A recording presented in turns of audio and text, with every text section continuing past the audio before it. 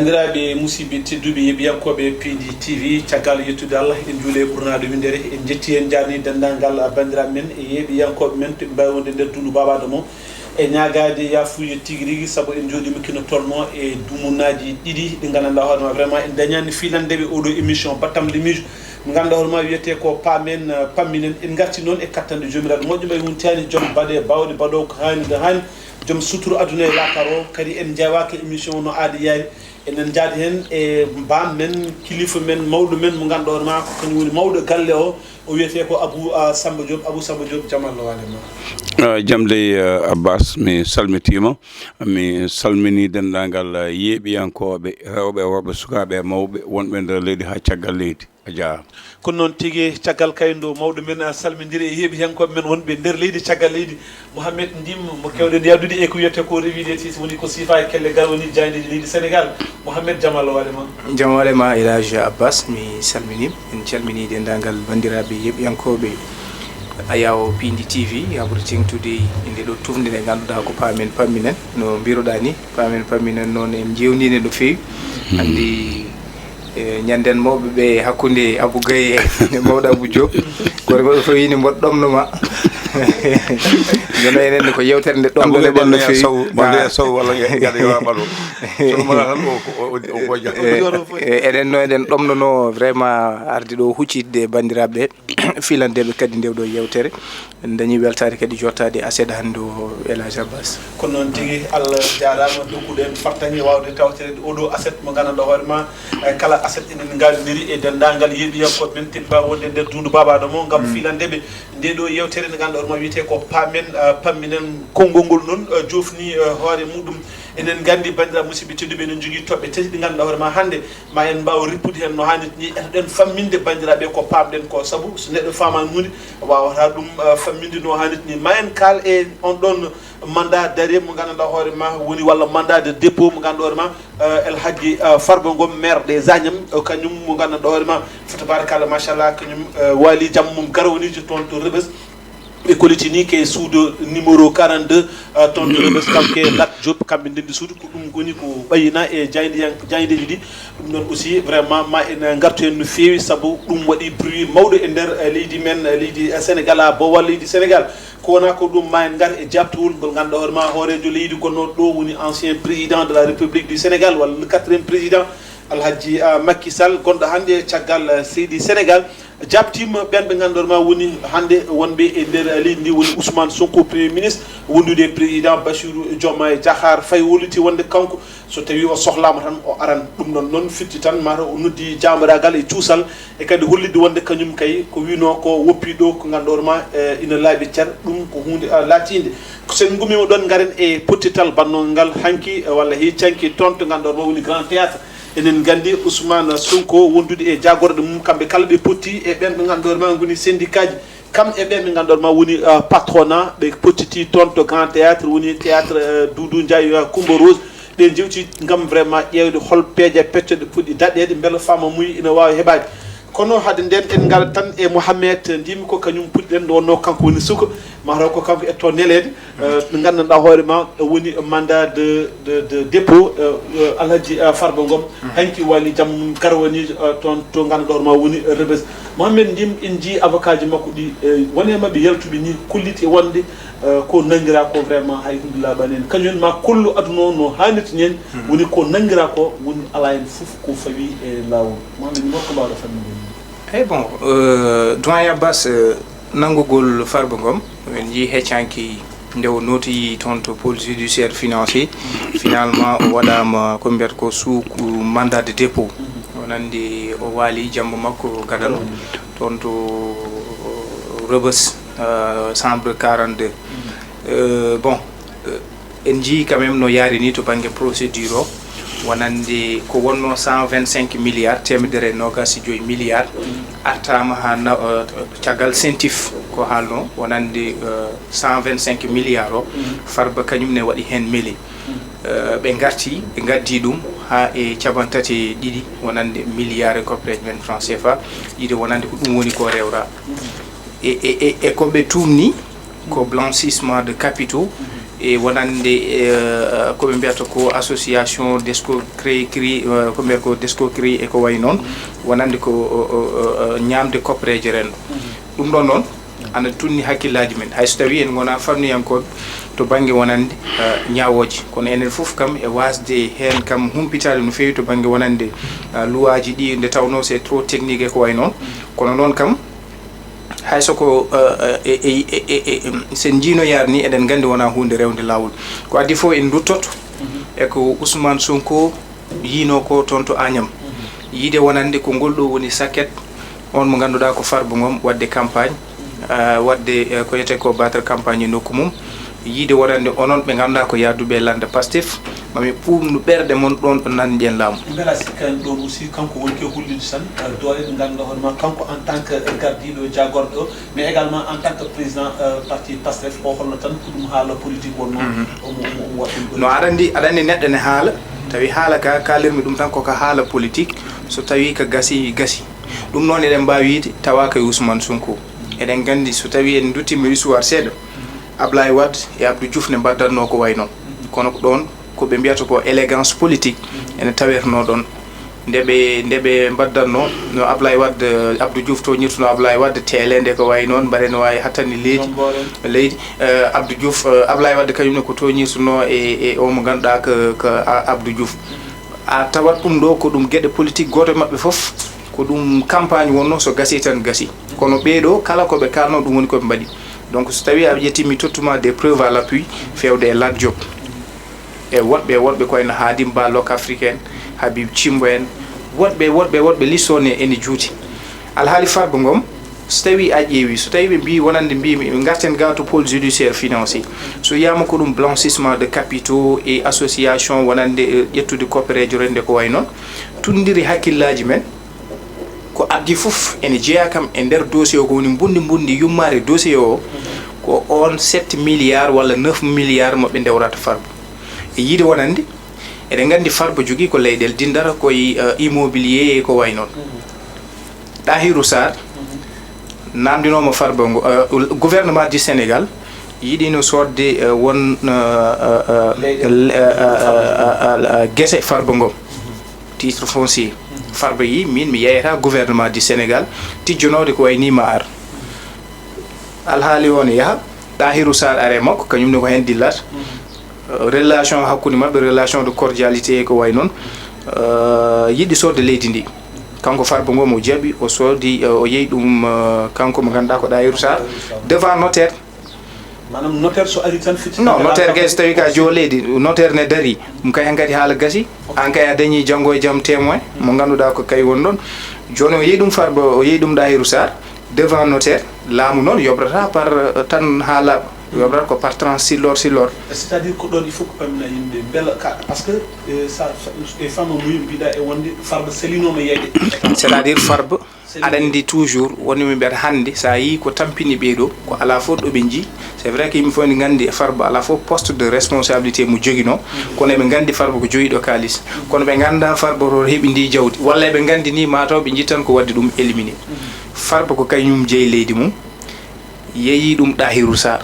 koko salino yeyde gouvernement yeyi Tahirou Sarr yeyi gouvernement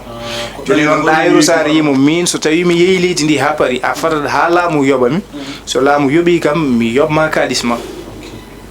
donc ciagande o yeyi dum Tahirou Sarr yeyi dum gouvernement du Sénégal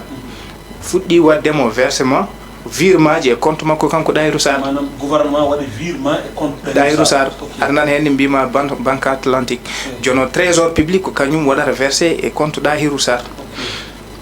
hebi kalismu fuddim wadde transfuji fewde e compte Farba Ngom woni on transabilité circuit bancaire mo ganduda wadi hakkunde makko e trésor public compte Tahirou Sarr compte mum e compte Farba Ngom donc wadi circuit bancaire rewi to trésor public donc ay ala ko yete blanchissement de capitaux mbodo sik hay so tawi en gona fannu yankobe to bangi wonande faggudu ko ni heddi non hala ka kadi be gaso yi dossier ji goddi de ganduda c'est pas fondé biyaten tan dossier o ko un dossier vide ko dossier ɓe ngannduɗaa ɓe jinno wadde ko éliminer farbu ngom ko heen ɓe ngoni heddi noon haa jooni gasani par ce que farbe ne jogii ko wiyetee ko présomption d' innocence par ce que waɗaama suum hannde ɗo Dumba ɗo omo jogii présomption d' innocence aɗa anndi pôle judiciaire présomption d' innocence woni aan Dumba ɗo aɗa jogii haa jooni hujjaaji ma aɗa nde mbawno wadde mo proposé kanko avocat ji makko ɓe mbaɗa ɗaɓɓani ɓe tottamo ko yiyete ko bracelet électronique walla ɓe mbaɗamo sous contrôle judiciaire mbiyeɗa hita yontere fof yaar mbaɗa signé min ganda aɗane e leydi ndi nde min cukluma fof o arat walla min kaɓɓanma bracelet électronique ɗo mbawɗa wonde fof min gandi ɗo gonɗa kono ɓe mbaɗima ko sous mandat de dépôt heddi kamɓe avocat ji makko ɓe mbawi wadde appel presque pôle judiciaire kono woni jiiɗen e jaydi ɗi no kolliti wonde kanko Farba o wino e wonde omo hokka ɓe kan tolno e 34 millions o yeeye galleji ɗo jogui aɗa ɗon doyen so tawi neɗɗo ko joom hakkille ko miijotoɗo min kay mi wawa toujours yeede ande noɓe mbiyata ni jaafuɗen konngol ngol aɗa neɗɗo ne tuume cuhu ñaaw ɗe jeeɗa fo aɗan wuufi ƴeel an sa yiyama an oɗo ko ƴettuɗo koppareje renndo a yiyama waɗama inculpé ka batteɗo sous mandat de dépôt ayi ala joni pour wadde éviter la prison mami rendin manam titre uji fonciére uji e ko way noon ha timma 34 milliards ha ɓuura ko ndewrami ko pour mi wasa wadde éviter prison i on kay wadde ko hokki hoore mum no e mer ko ɓe tumerno ko wadde tawama ɗon wadde hakkille jaɓan ɗum en nanani avocat ji makko pôle d' avocat ji makko maître Doudou Ndoye haali ɗum pôle judiciaire financier ji gonɓe toon ɓe kay mataw jaltinta sur le information e procédure judiciaire mo goni o yiide wonede ko ɗum ɗo e ɗum ɗo min kalde kan haala waɗani fonde ala source ba jaltindo ɗum heddi noon ko manipulation ne heewe leydi ndi on information ko information poɗɗo waɗede évité heddi noon pôle judiciaire financier ha joni nde sosande e lewru septembre eɗen gandi aɗa jogui koɓe mbiyata ko so tawi neɗɗo sokama aɗa jogui ha joni coppal wawde wadde appel so tawi ñawore nde no yaari ni peut être an avocat ji ma ɗum ɓuranani ɗumen walla wonko cikkuɗon ha joni ene manki hen aɗa wawi wadde appel on saaha ɓe puɗɗito procédure o e ko yitan min kam ko puɗɗen ko yiidi mbiyami ha joni kono wajoyino ni wonande petit prince ko yinno ko ɗum woni ko waɗana mbiyami ɗum ɗo ko ɗum mataw won gonɗo caggal ko ɗum yinno ko ɗum woni ko taɓitina mboɗo e yiyandam min kam ko dossier baɗɗo vide ko dossier juste wadde éliminé Farba Ngom ko dossier vide mo ganduɗa hoorema ko juste wadde éliminé Farba Ngom mawɗo Abou Diop eɗen ɓerdi dossier o sa ƴeewi ɗum au fond manam hanki Farba Ngom waali jaam walla e canki o waali jaam makko garawanejo e nder dumbirdu en jii kala noddanoɗo en haasi nde lattinto ha ɓesgu men yimɓe foof daro hene kono c'est comme si Farba kanko o hulliti wonde jambaragal walla cuusal ngal ganduɗa hoorema neɗɗo mo ganduɗa hoorema vraiment waɗani haydara e ley ko ngal ɗon cuusal o holliti hani vraiment hanki ɓe pewniti makko o naggama o nawama dumbirdu holko mbawɗa famminde min e ɗum ɗon par ce que gueɗe mbaɗi ni kewɗe mbaɗi ɗoyde jiya neɗɗo o salo yaade walla o salo jabade walla o ero ɓesgu ngu yo yaltu kono Farba elle waɗani ɗum ɗon bel ɗum ko timmal mbaɗa kono malloni mbaɗa kono gonɗo e malloni non mi mallani mais aɗa andi fulɓe wiide so mallol sanciji fotin so joomum julani foti jabade kono kam mi sikki tan jiɗa addude koye Ousmane Sonko walla woɓɓe hay mona Ousmane Sonko woɓɓe ina wawi toon kadi e gueɗe gon noon mawɗo Abdou Diop holko mbawɗa haalande men e kamɓe jarama Bass ndima jarama Djiby Dieng jarama min mi wona sarɗiyanke no feewi ɗo kalɗa ɗo mo wawde haalde seeɗa heddo noon banggue jeygu leydi Farba yeehi ɗahi ƴette famille Mbengue 94 mille ko nandi hen sen dañi yewtere yanji wonko mbawɗen haalde hen andude mi no foti gila ko ɗum ɓooyi duuɓi ɗi no foti ñawoje gonnoɗe hen ɗe gila biyeten Ousmane Gueye ina woni eƴata no wawi ene yaaji musidɗam goto ɓe Ousmane Gueye kañum wonno mandataire o mo ganduɗa yeehi ha ɓooyi watte famille Diako kañum jogui ɗum joni andude no ɗum yaari ene jaari ɗum laɓɓitene ha laaɓa gueɗal keddigal ngal gartami tan koye sengo wongo mi wona sarɗiyanke kono to banggue dawgol no mbiɗa joni ni salade yaade nde hatta neɗɗo o nawede noddude yimɓe ha keewa mbawa jaggude neɗɗo o haɗa ɗum yaade o wasa dañde yimɓe hatta neɗɗo o yaltude gartanmi ko saha yimɓe ko wayni so waɗi ɓe mbiya kaye fotani noddede fotani ñaaya saabu o meeɗa jogade responsabilité e laamu kono sa ƴeewi sariya sinno ko yimɓe laamu ɓolɓe jaggueteno ñaaweteɓe kewata ñaaweteɓe tribunal uji ɗi ɓe ko feƴƴoɓe ɓe ko awoɓe ɓe ko aynaɓe na firti tan ko kala tooño walla baɗɗo ko laawol ko sikka laawol ne waɗi ne wawi noddede heddo noon noddede e dow gonga ko waɗi ko walla waɗani walla tuuma muye e laɓitinede mi haali hanke mi haali Samba Sy oɗo gonɗo ministre jogino fonction publique on ko haali ni ɓe payinimo nguɗo laamu ari o wi koɓe laɓeɗano omo andi hay hunde waɗani kono jaggam kanko e laamu woni wadde neɗɗo woni tawi laamu wasa jaggede ni wasa wonde laamu ne adda neɗɗo jaggede kala gollal ngal omo waɗa so woppi lawol Djibo ka meeɗi wiide noon nde yimɓe payen ɗum nde o wi kala poste mo yawno yoɓe jaa ƴeewa laamu wawa yitude hen hunde wadde ɗum ko hen yiyande heddi nde Abbas politique e kaso kañen gondi manam saɗa waɗa politique ko hen wondi politicien ji mawɗi ko sohla sujje sohlirde sandolina soɓe cohlema ya ara salima ɓe jiiɗima ya ara salima ɓe belnima ɓe calima ɓe kulɓinma ɓe mbaɗa ha saba ɗum foof nane banggue politique mbawɗen wiide hannde ko mbawɗon Farba Ngom hannde kala gonɗo e leydi hannde jiɗɗo laamade añani wondude makko eyyi ɗum koto banggue yiyande banggue politique gonɗo hannde e leydi ndi jiɗɗo laamade jiiɗo yimɓeɓe o joguiɓe won caggal makko waɗa ka jiɗɗo laamade a añata yahdude e makko heddo noon belnoɗamo ara walla kulɓinamo ara walla mbaɗamo goɗɗum ɗum ko goɗɗum Abbas e garti ɓeɗo jagguɓemo hannde jalti ko kaso laami mais ɗum kay ko heccanki wona histoire ɓoyde mum mbaɗa haala wiye beele gonga walla wona gonga jooma e son kay gummi kaso tan gaynani hay lotade ɓonni sabataji mumen jeeyi laami mais wadde ko kañum yadata donc min somi faami ɗo jiɗɗa wiide wonde ene wawi taw kaso o ene wawi timnandemo lawol gongol gon ko arde mais haalama goɗɗum ni ko ɓuymi hokke inde neɗɗo mi hokka nima mum téléphone Ablaye Wade no foti laabi saka en kaali joni haɗani ɗum laamade Nelson Mandela yalti ko kaso tan presse wala mbiya laami Patrice Lumumba 1960 fay 61 ko kaso wonno ha parti muɗum hawi Donald Trump koye en plein procédure judiciaire laami yalti laami mi hokkuma goɗɗum nde Sada Ndiaye waɗi loi muɗum Macky Sall itta loi Sada Ndiaye musani e aduna he garmi Souleymane Baal kalami ko inde yimɓe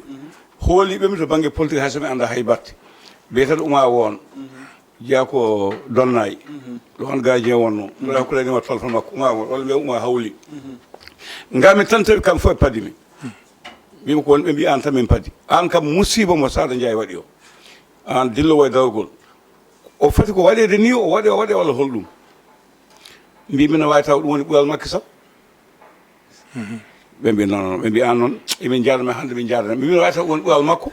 o yalta o waɗa politique o laamo leydi ndi ina wawi kadi wono ɓural Sada o nomoya ɗum ministre no wawi won ñanden hewɓe jalti am c'est à dire koɓe pannami ko wona ɗum jaabimiɓe kadi ko radio kalmi ɓe mbi an hannde ka jaaɗo banggue Sada foti waɗede mbino wawi taw ɓural makko fawi koko Sada waɗi ko so Sada waɗano o heedo assemblée omo duñe ga omo duñe ha ɓooya o yaɓe o maayo politiquement gueɗe ɗiɗi kalnomi he gotal woodi gotal ngal wodani Makki yalti laamima kono ɓe wino no wawi waɗa Sada ministre o waɗani ɗum hayso noon waɗnoma consulté ko seeɗa wonani ni ɗum nan toon wadde mbiyen yo won ɓural wonande Farba Ngom haɗen mbawa hadde mo naade o naati en jii kon caggal makko ko gueɗal keddigal ngal ko politique e jamfa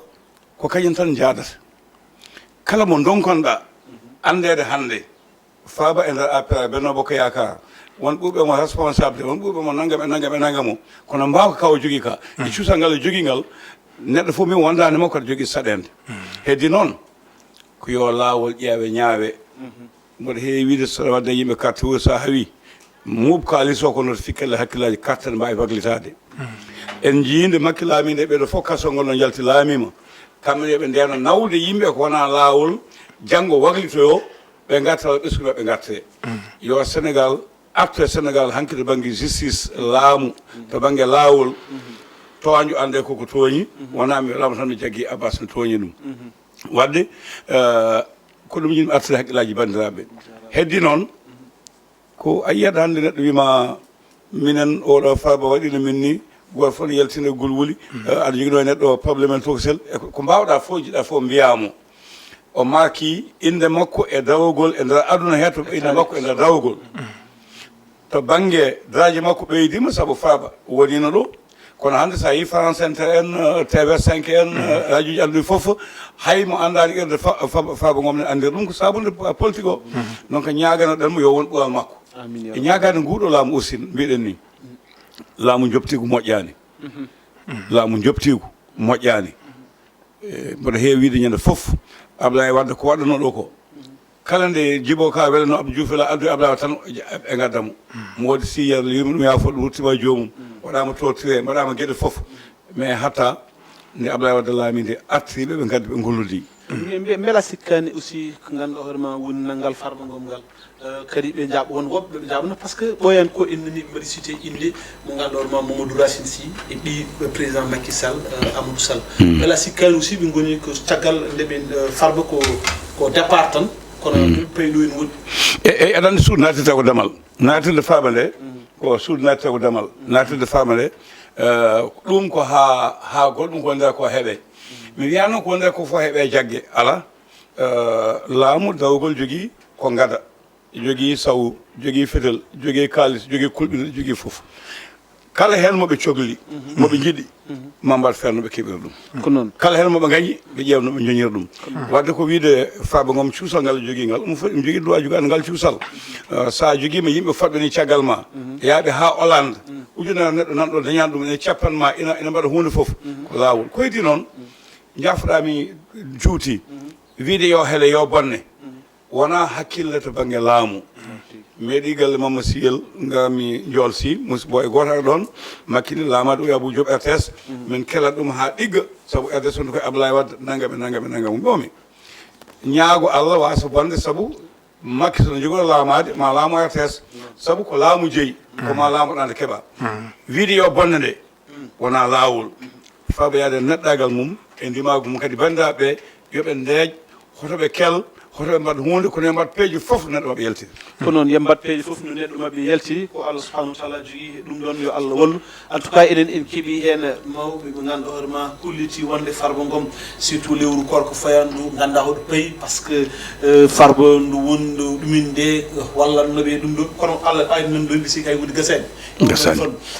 garen tan e son excellence président Macky Sall e leeɗe ɗo balɗe o jabtima ɓe ganduɗa hoorema woni cour des comptes ko haala ko e makko gueɗe ɗe ganduɗa hoorema fawama e dow becce makko kono kanko hulliti ko fawa koye dow makko walla haalti koye e laamu makko foof ala hen fof ko woodi ɗum gueɗe politique tan walla ko ɗum haala ray tan kanko noon o ala kulol wawde artude soɓe cohlimo so noddima tan o ara o jabidira mabɓe e on ɗon fannu est ce que aɗa sikki hande e président Macky Sall ɗo yarte ɗo e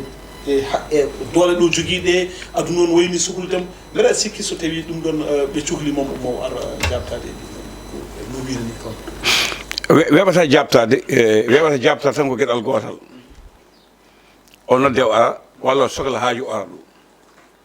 e so tawi ɗum suwa wodde ɗum weɓata jabtade wiɓe ne jaggamo ɓe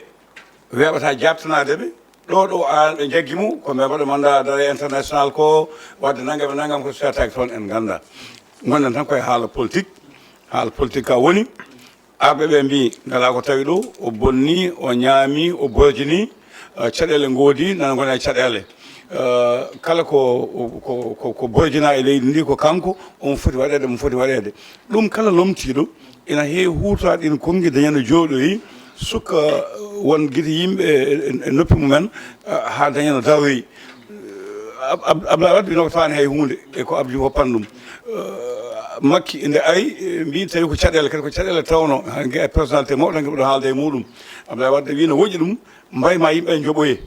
ayi wadde ɓeɗon so gari ko noon tan mbawi wiide heddi ko omo jogui hakke wawde jabtade cour de compte haade yettima ɗon wonɗo hunde yetto ko haala suwaɓe politique mais so yettimama ko an waɗi falsifié kayitaji walla an yaɓe omo jogui droit jabtade ɗum o holla dalilaji muɗum ha yimɓe jiiya to banggue noon suusa artude mbimi ko gueɗel gotal tan laɓɓitinta ɗum hayso wona ko arde jabtade koye leydi he o jeeya o macci ɗo landa makko o macci yimɓe makko o yaaha o arta saabu ɗen gandi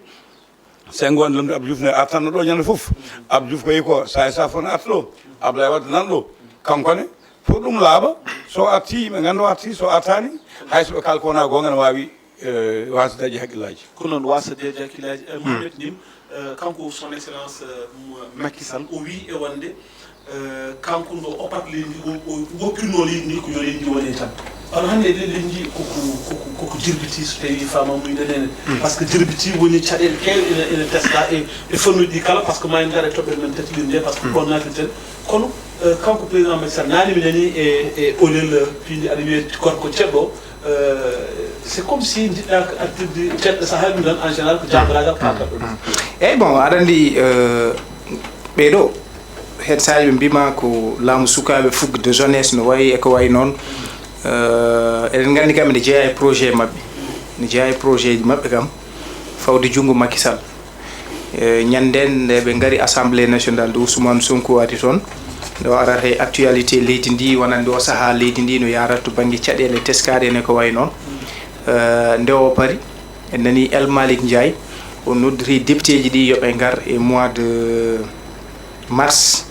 wonande eɓe jogui toon modification moɓe mbaɗata loi convention moɓe mbaɗno signé hakkude mabɓe e Maroc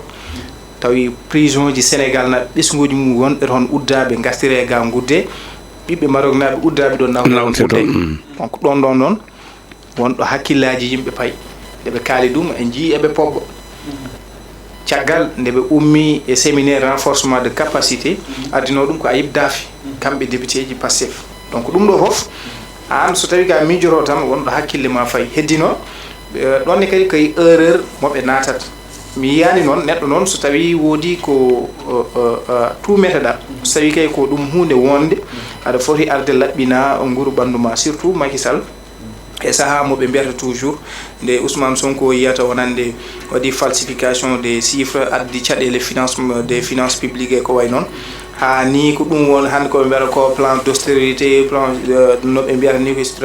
structuration plan d' assainissement structurel e ko way noon ɗum ɗo fof ko saabi laamu Macky Sall e mbawen kadi siftorde laamu Macky Sall nde laami waɗino sahaji ganduɗa ko sahuji mettuɗo wona Sénégal tan ko aduna o foof kono noon waɗi sahaji mettuɗi tawi ala saabi ɗum so wona ɓen ɓe ganduɗa ko des acteurs politiques ne jehani Ousmane Sonko e sahade leydi ndi dilli cocktail goro molotov cocktail molotov ɗum ko kamɓe ko ɗiwi koɓe mbanno ko ɗum ɗo mi yiide ko projectile wonande grenade uji ɗima grenade goto jarata ko 50 000 no foti grenade uji bedda e Sénégal donc ɗum ɗon kadi koto banggue ko mbiyata ko force de ministre des forces armées eɗen gandi ko mbiyata ko secret nan toon secret défense ko way noon koppereje batteɗe hen nde wadde no foti nden milliard uji boni e goɗɗum wonno heddi yiide Macky Sall haali yiide wonande ono rapport hay so tawi enen foof ko hewɓe men cefiti rapport mo ganduɗa waɗama certifié ɓen ɓe ganduɗa ko kay tuuma gonno e laamu Macky Sall keɗaka ha dokka quand même kañumen explication je ko way noon e on rapport ko tumete mbaɗi ko e goɗɗum ha ɓe mbima waɗaka signaka waɗaka sifaka e ko way noon caɗele gonɗe hende ɗum ɗo foof ko ɗum probléme aji heddi noon min sinno mi wonno nguɗo laamu simi wonnoɓe walla so tawi somi haalnino maɓe nan mi hande ko ɓurno wonde kamɓe hande solution ko ƴewde holno mbaɗata feere ɓe totta Macky junngo wawde wallodirde mum au moment où rapport o nde yalti mais aɗa sikki ɗon no wawi latade par ce que sa ƴeewi e nder politique o ɓooyan ko par ce que konguiɗe ganduɗa Ousmane Sonko tout le temps omo yaltini ɗum wonde maɓe mbaɗ traîné président Macky Sall comme no sambido waɗirani traîné e non si kani ɗin ɗon kongi fof ɓe ɗum ɓe jiiɗi gonɗini par ce que en hulɓini par ce que ko ɓooyan ko a haali joni laati ko wino ko ɗum laatimu nene dumdir ko halno ko Farba Ngom laatimu nene dumdir kadi ko wino ko président Macky Sall est ce que wona ɗum ɓe goni yaɓande wona o yinoma ancien chef d' état ji ponno ko waɗede fusillé o ƴeewoyani Abdoulaye Wade o yiyanomo laamu Macky Sall wonɓen ɓe fof bonɓe to Mame Boye Diao woni to wonɓe goni holto ɓe goni donc ɗum c' est des manam ko ɗum haala politique heddi gueɗel gotel hande a nanani rencontre mabɓe Amadou Ba Amadou Hott Amadou Hott sino wonano hanki mi waɗanma révélation sino wonano banque africaine de développement hande nana e gouvernement mabɓe donc ko des réalités politiques heftiɓe heddi noon beele ko gacci hakkude mabɓe sukaɓe Pastef ɓe mbeeɗa Macky Sall junngo jara e maɓɓe kono sinno hannde eɓe mbarno conscient walla sinno hannde soɓe jiiɗino yaltude oɗo situation ɓe dokkatno Macky Sall ko jaam ɓe mbaɗa ɗum balla ɓe beele ma walluɓe e caɗele gonaɗe ɗe Macky Sall hannde au moment où ɗo rapport Cour des comptes yalti hannde cikkuɗa ɓen ɓe ganduɗa ko Olaf Scholz en Emmanuel Macron en on ganduɗa ko Donald Trump en Vladimir Poutine en ene jokkodira e neɗɗo mo ganduɗa oɗo ko dewraɗo crime contre l'humanité walla ko blanchissement de capitaux e ko way noon ala hande o moment uɗo ɓe jaltinta ɗo hande eɗen ceefira Macky Sall ala keɓe mbiyan ɗum ko hande jiiɗen Macky Sall jokkodiral mum e aduna sa ƴeewi to banggue leyɗele golfe o sa ƴeewi hande to dowlaji joni to ɗo mbawɗa yaade foof hande ha yimɓe nen miijo ni Macky Sall so mo ganduɗa ko Antonio Guterres yalti ko kañum woni jogade Nations Unies e haalaji e teddude ɗe o totta poste de responsabilité ji o jogo ñandende o yalti omo wonde président G20 Cyril Ramaphosa yiide wonande alay saago ɓe mbaɗa allégement ustude detuji Afrique ɗi kono holno Afrique waɗata ha wawa daranade hoore mum tawi ana wawa yahande hoore mum to banggue wonande ñamale ko way noon ɗum ɗon so tawi ɗum ɗon fof waɗi hakkude Donald Trump e président Macky Sall ñanden o saaha nde o ɓe ganduɗa ko projet USAID mbaɗatnoɗo servir Sénégal wallu ɗum e ko way noon hakkude mum e Vladimir Poutine nde o yeehi ɗo en Vladimir Poutine newimo wuuro mumen gendi ɗo meeɗa nawde hay homme politique goto donc on sa dañi bawɗo noon est ce que a fota nunɗude mbawa weldude mum tawi ene wawa walludema e laamu ma ene yahade addanma des partenaires financiers et techniques e goɗɗum tawi aɗa wawa hande wadde servir leydi ma beele cikkuɗa ɗum fotano wonde kono yiide aɗa adda président Macky Sall ne wawi wonde par ce que kamɓe jogui laamu ngu yiiɗi fof waɗat hay so tawi woni koye fenade kono noon mi yata ɓe mbatta ɗum ma muuse mabɓe ɗo e nder leydi ndi mais caggal leydi ndi noon ɓuura musde mabɓe kono caggal leydi ndi ɓurata musde mabɓe mawɗo Abou Idrissa Seck mi yiiɗi yaltinde konngol fewde président Macky Sall o wi président Macky Sall kala jiɗɗo laamade leydi Sénégal alay saago liggodira e président Macky Sall mbawa dañde sago ma ko jiɗɗa ko e leydi ndi par ce que président Macky Sall déjà o waɗi maîtriser terrain o waɗi maîtriser caggal leydi ndi ha laaɓi cat ɗum ene hollira boom hannde sa ƴeewi ko par exemple ko ndim wi ko joni kanko président Macky Sall omon ha hannde omon jokki daranade Afrique en jii omon hollita wonde ñamale pawanoɗe dow maɓe kede pannon ɗumon foof yo ɗum ɗumin ɗum ɗon noon kanko président Macky Sall o darimi ɗum holko mbawɗa haalande min e on ɗon fam Abbas andi mi heeɗima ndim ko haali ko kono hotel jejjit waɗoɓe politique kaɓata lourdat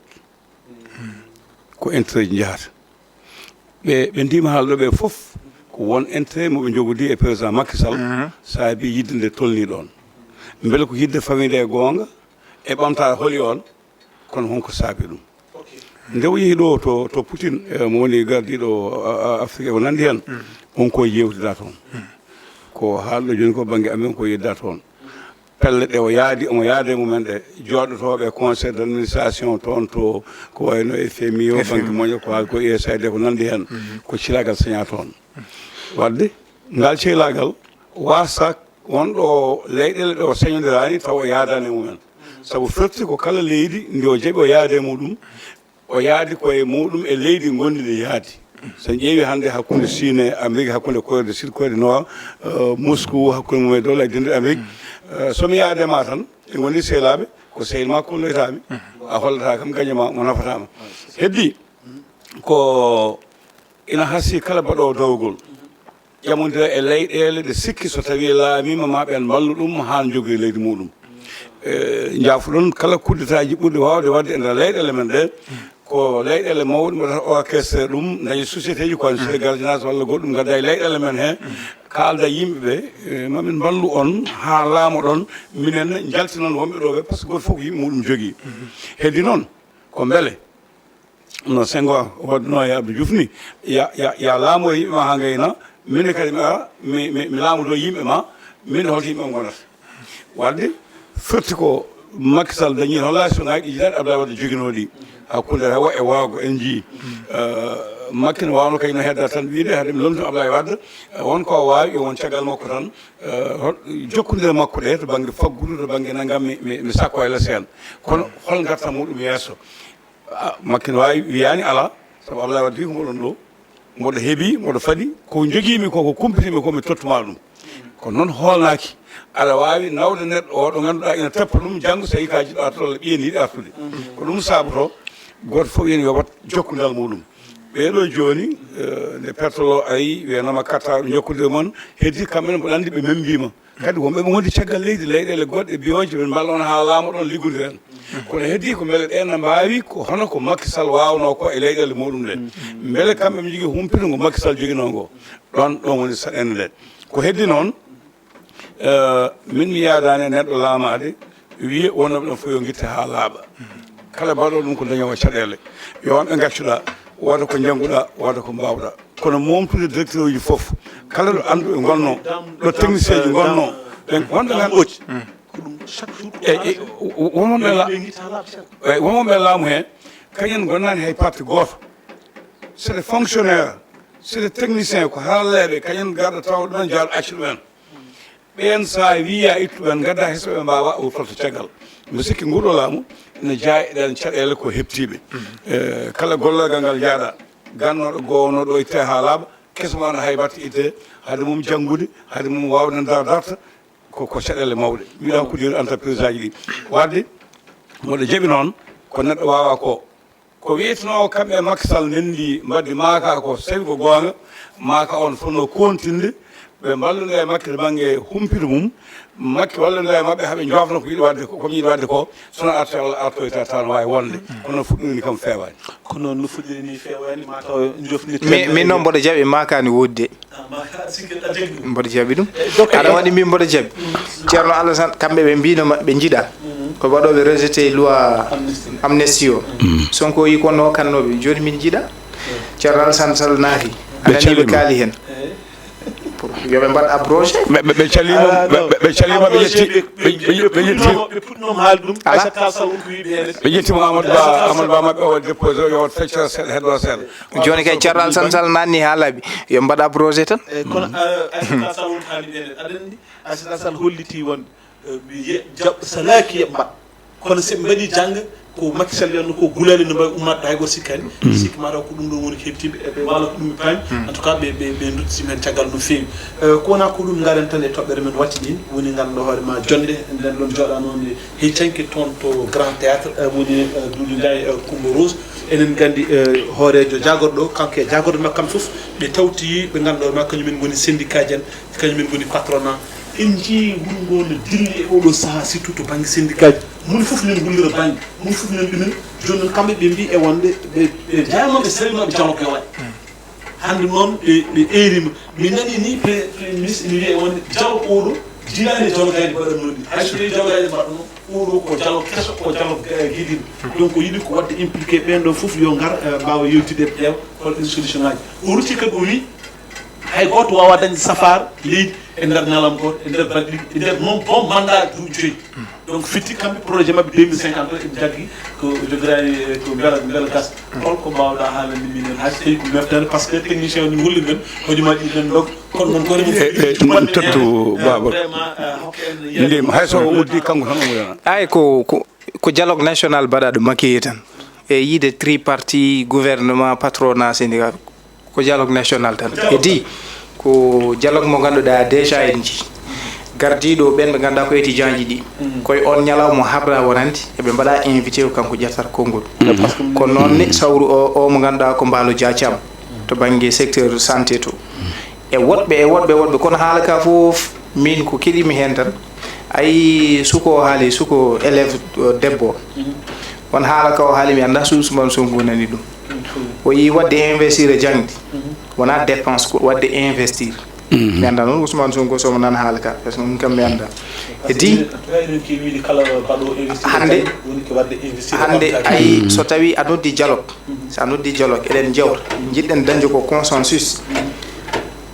won tomo poɗɗa haalde wonno poɗɗa haaldude e waso wadde heure gayi ɗum hanken teskima ɗum so tawi an hande ɗiɗo secteur aji ɓeɗo fof waɗoɓe syndiqué wonande ɗon to banggue santé en ji woodi hande ɓen ganduɗa ko médecin ji puɗɗiɗe accude ene jaaha caggal leydi ɗum ne ɓen so jeeyi ko teddule totere toon ko gay mawɗi gonata toon en ji hande waɓe no ɓen ɓe ganduɗa koto banggue santé ko wayno professeur Daouda Ndiaye en e woɗɓe en ji to banggue jangde nde ko wayno omo ganduɗa ko professeur Seydi en hayso tawi nanɗo kono en ji waɓe no ɓe ganduɗa ko wayno omo ganduɗa ko Souleymane Bassirou Diagne en ko way noon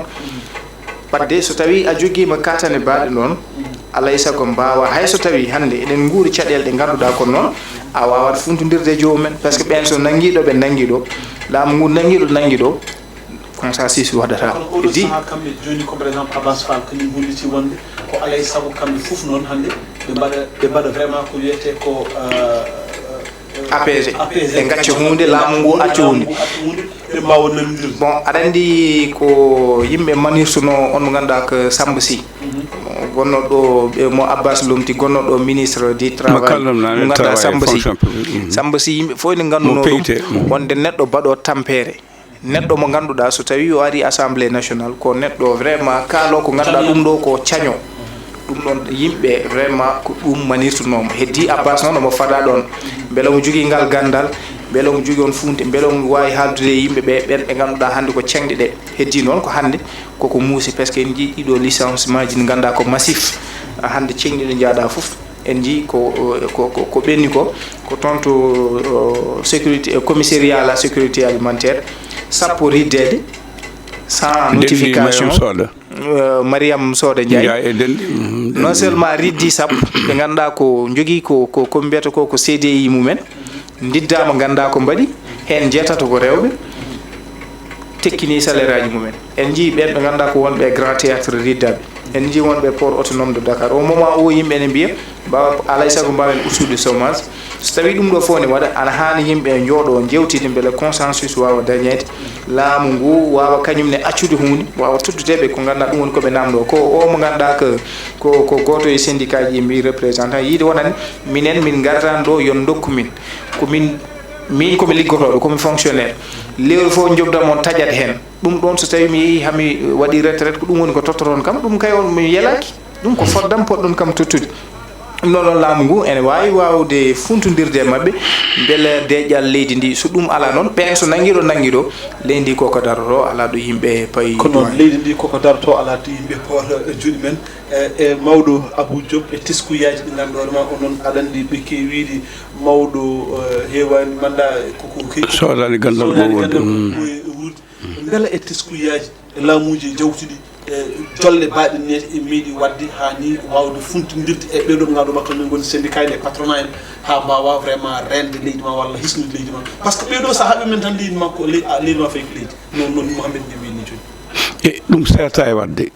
e kala nde yeehi ha jiiɓi laamu ne heewi noddude kaldigal heddi ko kaldigal ngal e lowdi gonɗude lowdi ndi beele ne woodi e gueɗal immal ngal so fiɓodirama beele ina waɗe saabu wonɓe to banggue cellal balɗe ɓe ko fiɓodirnoɓe ko ɓooyi donki hande janggo guilay ngu e laamu ha nguɗo laamu ene jogo e yaadde kaldigal bonani ko haaldede nde foti haaldede ɗo foti haaldede no foti haaldede waɗe ko haaldano ko hayso fof waddaka ɗum ne waɗa ko heddi noon hande o yimɓe ne jilo golle so yimɓe kadi ne ndiwe ene wawi adda caɗele wasa noon wasa wonde service aji e won yimɓe mbaɗano ina jooɓe tawi liggotako leli dow ɓeena gaynoya ɓeena ndema ɓeena gawa goto fof leli galle mum lebbi jeegom fof ga keeɓa salaire ma ɗum kadi tan e leyɗele men he donc kadi ne jaari ƴewtede wona ko nawata leydi yesso saabu même e nder yewtere nde sa ƴeewi ko wayno ko Ibrahima Cheikh Diba woni ministre des finances o holliti wonde alay saago yimɓe kamɓe fof ɓe jaɓa manam ittude e ustude ko salaire aji mabɓe mais ustude ko gandanɗa hoore ma ko est ce que ɓe usti mais so usti salluji mabɓe ko non wi kaw salve yimɓe yo cuumi yata ko ɗum haala Allah bagal neɗɗo fuɗɗoto ko hoore mum wi min salaire mi usti hen million hay sa haalani yimɓe soɓe rimɓe maɓe ndeyma sa wi secteur men o a wi nokku men o min woni mawɗo moon leydi ndi waɗi nangam o mi yallitima million mboɗo usta e jobdam ma on cuuno junngo muɗum haala ko heddi koto banggue golle suwata o darade koye caɗele gonɗen to banggue golle ɗe presque eɓen dañi hitande e gueɗal keddinal ngal ko ndiwiɗo joni ko fonnoɓe jogade leydi ne goppen jalta ne jaaha ummoɗen ɗo kadi payne fayre tawen toon ko Sénégal naaɓe cafraten toon Tunisie e Maroc ɗum kadi ko hunde hersinide nde moƴƴande leydi ko ɓuri hulɓinade hen noon ko wasde heblude yimɓe ɓe ina lamto janggo ko fati e ɓesguji meɗen sen jii Abdoulaye tan jogino gueɗal gotal mboɗo yeeɓiramo ɗum kala ɗo yano e leyɗele aduna he so tawi ɗo neɗɗo an présenté wiyama o ko Abbas Sall ko woni ko nangam o tan o wiya ko agay yetto adde hokka yeeru Abdoul Aziz Sy mo Haay Law ko ingénieur géologue hande jogui Sabodola Gold nde o yiɗum Gabon tan oɗa présenté o wiya ko kaari wiya o e South Afrique naji goto ɓe ɓuri hande andude ngalludir leydi tan o wi ko frère mum Mountaga Sy eyyi o wi jaganam o artir ɗum ɗo c'est à dire que en jii Macky Sall aussi artiro yimɓe yo liggo wadde ɓeɗo potani duñde yimɓe yo jaltoya caggal leydi ko bonande kono golle ngala to banggue jeygu ne jogui caɗele kaldigal ngal no moƴƴi ko haaldaka moƴƴani kono ko haaldata ko yo waɗe waɗe no foti waɗede ni hayso fof sina ko waɗen ko sina ko noon e gartirgol yimɓe enen mbawi teskade hen oɗo mo ganduɗon ma woni Aminata Touré Mimi Touré ko président Macky Sall itti ɗum toon to dowlaji ɓe tuɗi artir ɗum e Sénégal gam walliremo émission men noon kono takka luuɓi hakkude mabɓe luuɓi hallude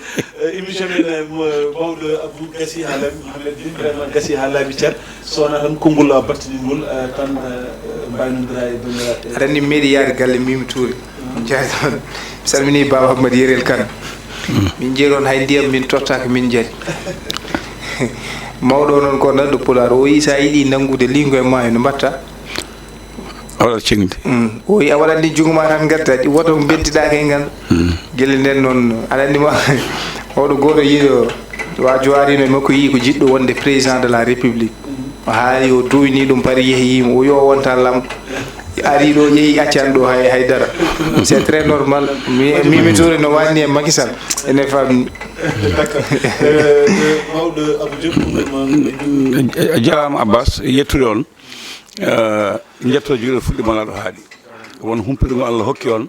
mboɗo haalda e Ba Idrissa Ali ala sago mi haala makko wiyami mbaɗon ndim mbaɗon Abbas e sukaɓe ɓe mbaɗeɓe encadré e wonko wone mabɓe waɗi fayida no fewi jette ɗum Allah wonko min nantata no wawi taw o nantata darde moon e kumpital moon e anniye moon e nunɗal moɗon jokkude golle gam wawde namnade jokkude golle gam etade addude kesam heso magal eɗen mbawi wiide ko ɗo tan ken uddiɓe suudu kono ko ujunaji temedde yimɓe jeeɓata moon toon jettuɗon jarnade on jetto juuɗe fuɗɗima laɗo haade assalamu aleykum warahmatullah waaleykum salam wa rahmatullahi taala wa barakatuh bandiraɓe musidɓe tedduɓe heeɓiyankoɓe Pindi TV on jarama no fewi ko ɗum ɗo woni ko tongannoɗen bandiraɓe e pamen pamminen inchallah min dokkodira moon ayde aset paɗo so gueno ñaawi inchallah ma en gartu ɗo e toɓɓe goɗɗe ɗi ganduɗo ma gam ɓeydade famminde bandiraɓe min e moon ko aset so Allah lamɗo jaaɓi assalamu aleykum wa rahmatullahi taala wa barakatuh